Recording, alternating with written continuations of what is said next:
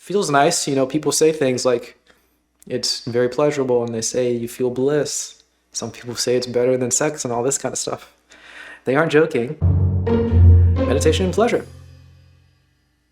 A lot of people seem to think that the goal of meditation is to achieve a blissed out state of consciousness. This belief is encountered both among meditators and non-meditators alike, and may be partially responsible for a common misconception that meditation is kind of self-indulgent, narcissistic withdrawal. Interesting. So I'd like to take a moment to say something about the nature of pleasure, both as it relates to meditation specifically and human life in general.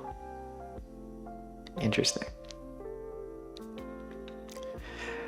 I like this idea of meditation being a pursuit of some sort of blissed out state, but I think the obvious to me failure here is thinking that the blissed out state that you get from meditation is at all related to what we might consider, what we might think about as bliss, or what we might think about as pleasure.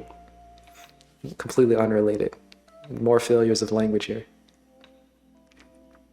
The blissed out state, I guess, the way I would think about it is, well, there's like a substantialness of there's a substantial nature of actions and feelings or something like that. There's the suffering, and that's gone. That's pretty much it. Pretty that simple, I think. Every other expression of what that suffering is, you know, we might think of, we feel pain and that typically leads to suffering, and that's like a normal expression of suffering is the pain and even anger and all that stuff. And I think that all that can stay as long as the suffering's gone. And that's what the blissed out thing would be. Of course, that would express itself in many different ways, but it doesn't need to be expressed in only the pleasurable, in only the limited pleasurable way that we think of generally as pleasure, I think. Again, I'm thinking a lot here, and I'm also not an advanced meditator, so who knows?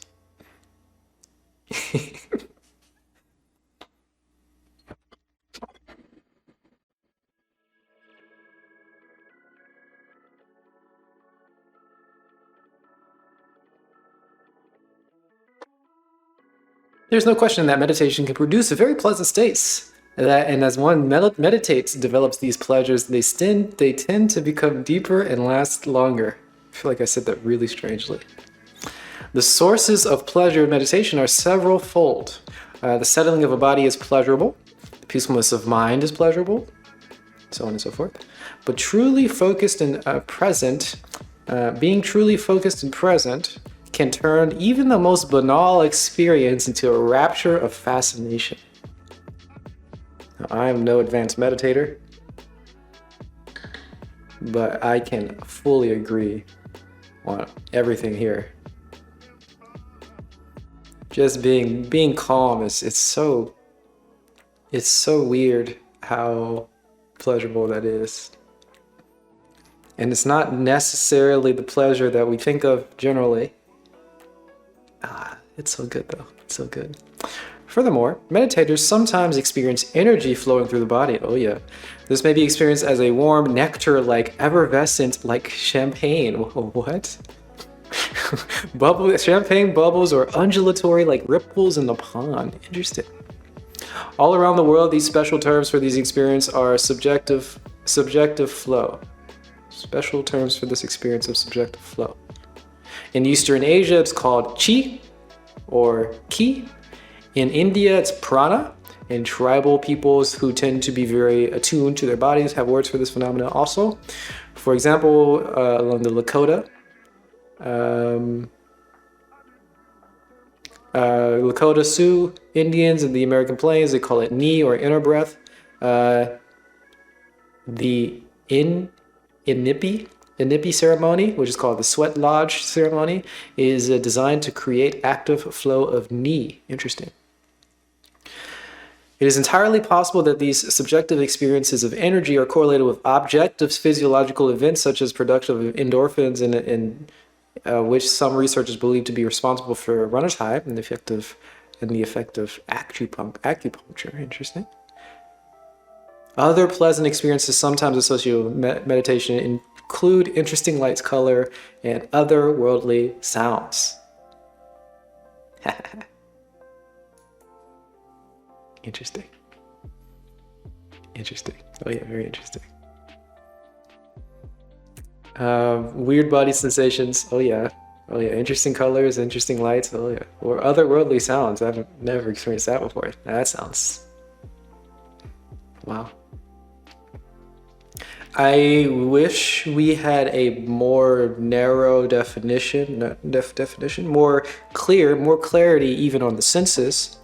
It seems interesting to me that we get a lot of these Buddhist guys, and they're very concerned about clarity. You know, vipassana,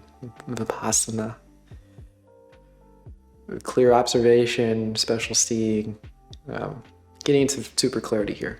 But then we limit ourselves to 6 sense gates. 6 sense gates? 6? No, I understand. 6 is a totally fine number. It's a great way of divvying up these things. But why not also go farther and clarify, or, you know, subdivide even the 6? So that we can get used to different aspects of our experience. You know, some things get hidden if we only think of 6. And I mean, it's obvious to me that a lot of the things that are what I'm considering hidden, they're not necessarily hidden. People understand that, you know, acceleration is something that you feel. People understand that temperature is something that you feel. People understand, like even here he says there's interesting lights and also interesting colors. So he understands the difference between seeing a light and seeing a color. Right? These are different senses. I feel like if we clarify that more often, we may experience, we may be able to clarify, we may be able to feel experiences. I don't even know what I'm trying to say. More often, more clearly, more better. You know, if we had a more stable sense of, for example, our balance, stable balance. If we have a more, you know, clear sense of what balance is, and we just don't roll it into feel. Well, oftentimes we just roll into body feel. Yeah, I mean, I understand how it's sort of a body feel, but no, balance. It's balance. And then we can really fine tune our sense of balance, and then possibly notice when it goes out of whack, or when it goes, when it turns off, or whatever it is that's happening when people see colors and interesting sounds and all that stuff. That could happen with your balance also. I guess it's a claim that I have, maybe. Presumably it could also happen with taste and all the weird sensations that go along with taste, and the different ways you can divvy that up, and smell, and all the ways that you can divvy that up, and so on and so forth. For me, time, acceleration, and balance are ones that I've experienced in very strange ways. And I think these are common ones that people experience in very strange ways. And I feel like they'd be more easily accessible. How do I stay calm? Drink a lot of tea. Try to pay attention. Yeah, I think that's about it. I mean, I meditate a lot. Maybe that's related, I'm not sure. I try to, though. I try. The way that I stay calm is I practice. So we can get these weird feelings of, you know, feeling acceleration come very, very strongly, or do I do exercise? Yeah, I do yoga pretty often. Exercise very, very lightly. I like do a couple push-ups, do a couple jumping jacks, and then I'll do yoga.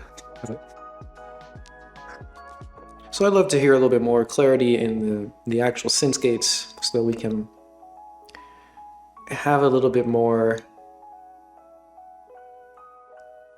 we can actually feel more broadly. It is eventually possible that these, yeah, we talked that.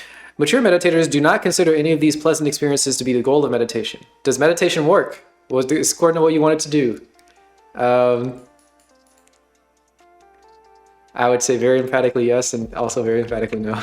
It depends on what you want it to do. If you want to be calm, though, it's a good way to practice. Mature meditators don't consider pleasant experiences to be the goal.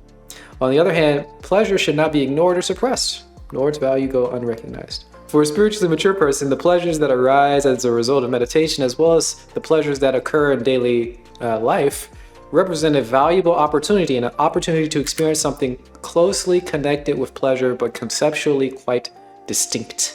That something is what, for lack of a better term, I call satisfaction or fulfillment.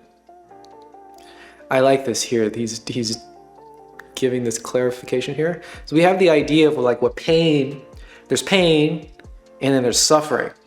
You know, pain, suffering. Whoa, pain, suffering. But pain doesn't necessarily lead to suffering. It just kind of traditionally leads to suffering. But the suffering is the problem, or that's the part that you want to get away from. Hey, what's up? Is masturbation an illusion? I guess. I mean, I don't know what the question is. In some cases, I guess, in some frame of reference, masturbation will be an illusion. In other ones, not so much. Depends on what you mean by that. An illusion? I don't know.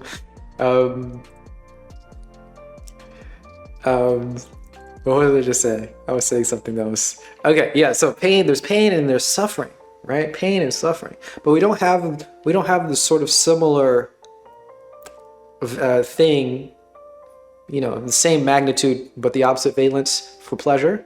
Right? You have pleasure, pain, but then pain leads to suffering, and pleasure leads to what? Satisfaction, fulfillment, I guess, will be in this. I am doing well. Thank you very much, Rachel. I'm very well. How are you? I hope you're doing well this morning. So I like that he's trying to clarify what he means here. There's something very closely related to pleasure, but kind of distinct. Do I suggest meditation? Yes. Please meditate. Yes. What then is the relationship between pleasure and satisfaction? Simply stated, satisfaction is what we experience whenever we have a complete experience of pleasure. Oh yeah.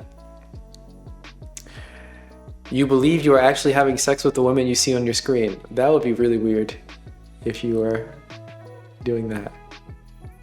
But also it'd be an interesting, visualization, I guess. I don't know.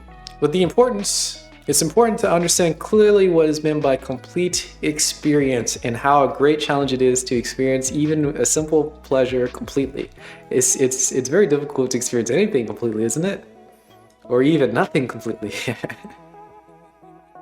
Do I suggest to stop masturbating? I suggest to stop any clinging, anything that leads to more. Yes is the answer, but I wouldn't hold like a special. It's not like a lot of people sort of think of masturbation as a special sort of evil or a special sort of bad thing. I don't think this is true. I think in the same way that you should probably stop looking at Twitter or Instagram or any of the social media things or TV or entertainment.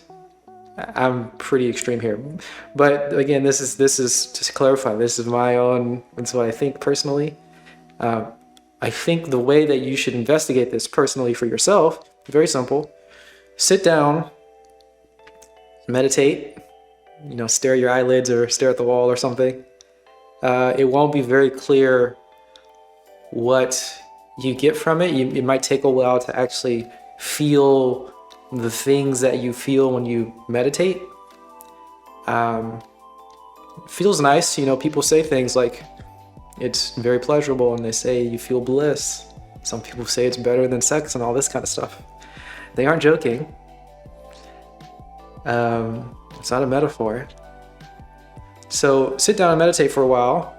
I think I don't really have instructions for before, but once you start to feel something, you get like an inkling of what they're talking about, this sort of peaceful, blissful, whatever. You just like get a taste of it. Just get a little inkling of it. Once you feel that, then it doesn't, at that point you can tell, you will know, anytime you meditate, you'll know what is stopping you from getting to that position, right? You'll know what it is that blocks you from that. For example, if you're sitting down to meditate and you're thinking about sex, then that means you should probably stop doing the things that lead you to think about sex. If you're thinking about music or comedy or election results, then maybe you should stop doing the things that lead you to think about that so that you can feel whatever it is you're supposed to be feeling with meditation. That's what I would say. But I think for most people, probably masturbation, porn and all that stuff probably would be taken away from it.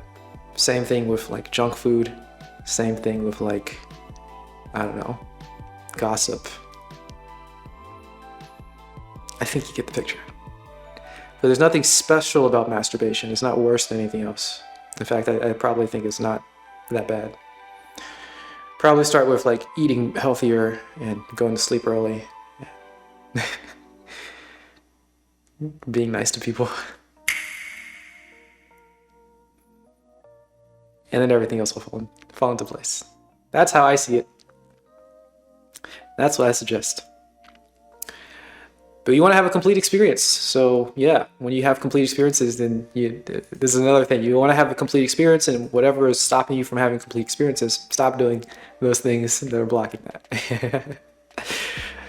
To begin with, the completeness of a pleasurable experience does not depend on the type, intensity, or duration of the pleasure experience itself. It rather depends on the ability to experience each wave and wavelet of pleasure with continuous contact and zero interference. Oh, it's almost exactly what he's saying here. Continuous contact means no distraction from the pleasure, including distractions of the thoughts that produce the sense of self explaining the pleasure or experiencing the pleasure. Interesting. And zero interference means no push or pull, no tension, no holding to waves or wavelets as it arises and as it passes. Does that make any sense?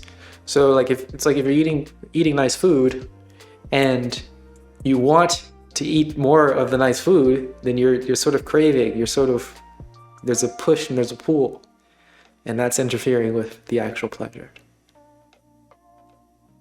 And sometimes even naming the foods, naming the sensations that you're having is blocking from the actual sensation. It's kind of weird, a weird thing that could happen. And it's very easy to notice. But continuous, you want to have a continuous contact. So continuous contact and zero interference. And if there's anything that's blocking you from continuous contact, then stop doing that thing that's blocking you from it. And if there's anything that's interfering you, I think you get the picture. The ability to experience pleasure completely entails a profound retraining of our relationship to pleasure, because usually by the time the wave of pleasure has reached our consciousness, it has already been subject to subtle subconscious grasping and pre-conscious processing levels on the nervous system. Oh, interesting. So he's going really deep here into the levels of neurochemistry. What most people call pleasure is in fact a mixture. It is pleasure mixed with conscious and subconscious tension of grasping and releasing, I guess. Therefore, it is an incomplete pleasure. And I want to go back to what he was saying there, that there's a pleasure. He's saying that the intensity doesn't matter.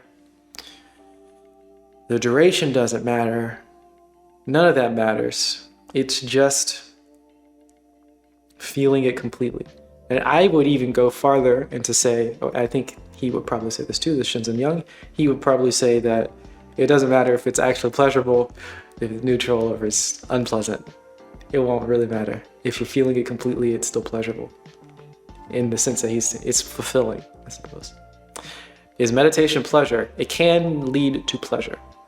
Meditation, the idea is to lead to different type of pleasure, but it can lead to the normal, traditional expression of pleasure that we generally like, and it'll make it even better.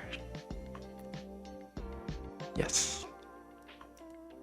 Can confirm. No matter how intense or engrossing the experience of any complete pleasure, it cannot give lasting satisfaction or permanently transform your consciousness. This is why people who practice the path of spiritual ecstasy can fool themselves very easily. They may be believing that spiritualizing pleasure involves experiencing a special kind of intensity of pleasure. You think I should be a teacher? I don't know very much, but I appreciate the compliment. It would be cool, I guess, in some sense, but maybe. I appreciate the compliment. How can you be sure you're not fooling yourself?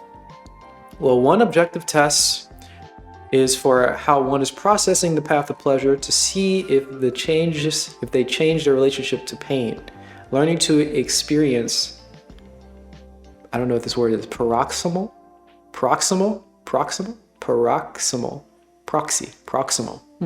Learning to experience proximal pleasure as spirit implies, learning to experience proximal pleasure as spirit implies the ability to experience proximal pain as spirit. Okay, yes, okay, I get it. You want to start meditating, what do I think? Yes, please. Meditation is great. Okay, yes, I think he's saying the thing that I was sort of kind of leading towards, right? There's a pain, suffering, and then there's like pleasure, and then there's fulfillment. My name is Fakery, hello. But then there's something that's separate from both of those, which is even more, he's saying as spirit. So I don't know what, he's not getting much more clear with the language, but as spirit. You can experience both of those much more, there's a very different way of interacting with it.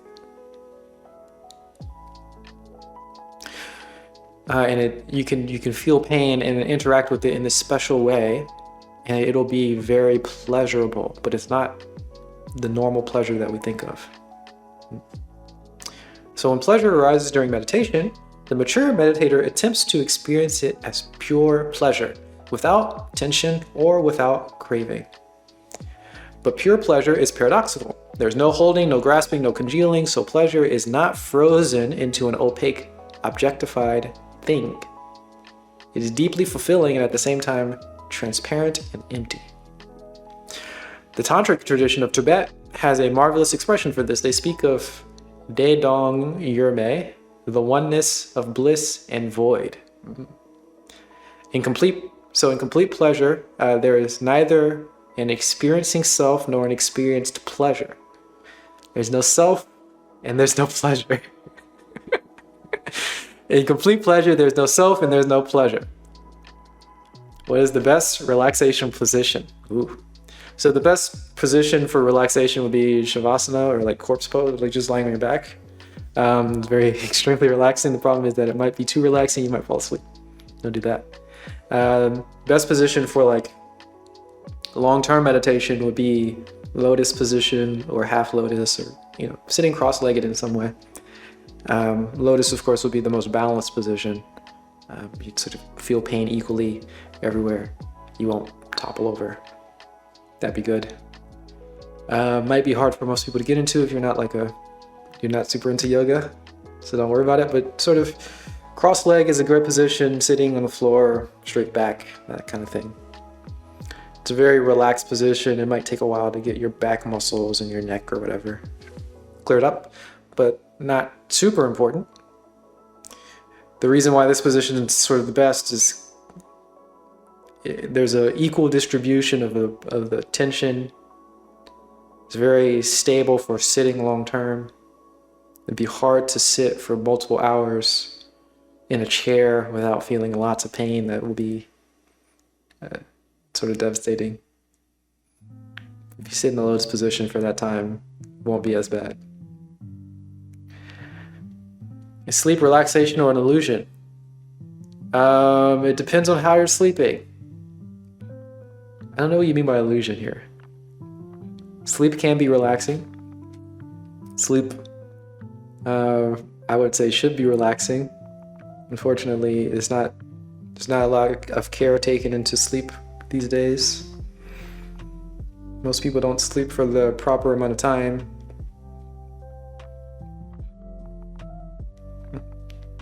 I would say sleep is relaxing, and sleep should be serving your meditation and everything else in your life. But to say that sleep should be serving everything else in your life, that also means that everything should be serving your sleep. So if you're having problems sleeping, if you can't sleep for 9 hours or 7.5 hours maybe, do some of the research or do some of your own experimenting, but for a very long time, 9 hours is sort of typical. If you can't do that, then there's some issues that need to be addressed. You maybe put sleep higher on the hierarchy of priorities, because if you change your sleep, that will change your life. It's very foundational. What do I suggest to stop high heartbeat while trying to sleep? I don't know. I'm not sure about that. Yeah, I don't know what to do about the heartbeat. I would just say, what are the things that are making your heart beat? Is it connected to some sort of anxiety? Is it connected to some sort of condition? Is it connected to some sort of... it's connected to something. So address that. You don't really want to... There's this kind of idea of trying to address the problem as it's being expressed, but keeping all of the causes of the problem the same. And I think that would be bad. What do I think of drugs and smoke? I don't like drugs. I don't like smoking. So I would be against those things. I think they're pretty big distractions generally for a lot of people. Take you away from your meditations. Though they don't necessarily have to. Think about it for yourself. Again, it's really basic. You gotta do some meditation. You feel the thing that you feel with meditation. Then you sort of understand, and you just get rid of all the stuff that would stop you from it, and then keep with the stuff that doesn't stop you from that. But you get into some big problems where people are doing lots of drugs, and that messes up their sleep, or it perpetuates cravings, or something like that, or it just makes them want to not meditate. That would be bad. Don't do that. But of course, there are ways of doing it properly. I don't know. This is the oneness of bliss and void, Dedong Yurme. Complete pleasure is neither a self or a pleasure. So there's no self subject and there's no pleasure object. Interesting. There's only earth-shaking satisfaction. Wow. This may sound strange, but haven't you at least occasionally experienced the earth shake if only during one special moment with somebody that you love? That's interesting. Interesting. Tea versus water. What's the question? Tea is married to water. Or maybe water is the mother of tea. I don't remember. Water is extremely important for tea. Tea is like 99% water, so can't really fight. Although pleasure is what is ordinarily understood as not the goal of the mature meditator, tea is a drug. Can be. Satisfaction or fulfillment is most definitely the goal of meditation. So when pleasant states arise in meditation, one attempts to experience them fully. This leads to an ability to experience pleasures of an ordinary full life, and therefore continuously elevate your baseline of satisfaction with life in general. Wow. Yeah. I wish there were a little bit more clarity of the words here, but definitely I like this. Is tea a drug? Tea can be a drug. I mean, caffeine is a drug. You gotta be very, very careful with caffeine. It's pernicious. It's sneaky, and it's very easy to get addicted to, physically addicted to, I mean, which can lead to like headaches and sleep problems. So if you're drinking tea, I suggest very strongly to only drink tea in the morning, and don't drink a lot of it.